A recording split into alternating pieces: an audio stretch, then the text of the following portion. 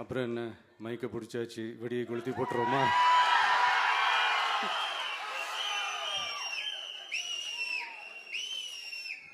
(1977) June மாதம்னு நினைக்கிறேன். June மாதத்தில் புரட்சி தலைவர் எம்ஜிஆர் அவர்கள் ரேடியோவில் ஒரு பேட்டி ஒன்று கொடுத்தாங்க.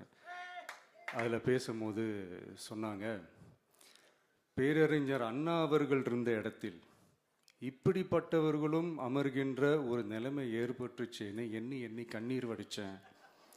அன்னைக்கு அந்த கண்ணீரை துடைக்க ஆரம்பித்த இயக்கம் தான் அண்ணா திராவிட முன்னேற்ற கழகம்னு சொன்னார்.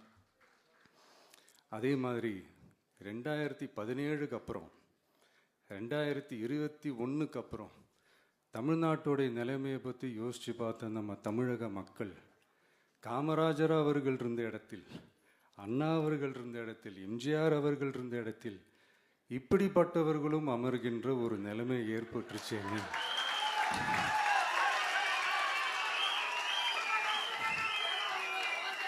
தமிழக மக்கள் கண்ணீர் வடிச்சாங்க. இன்னைக்கு இந்த கண்ணீரை துடைக்க ஆரம்பிச்ச இயக்கம் தான் தமிழக வெற்றிக்கழகம்.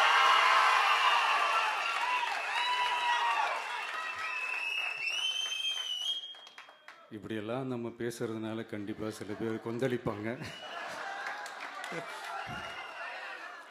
அதை பற்றிலாம் நம்ம கவலைப்படக்கூடாது. ஏன்னா கொந்தளிக்கிறது தான் அவங்களுக்கு வேலையே.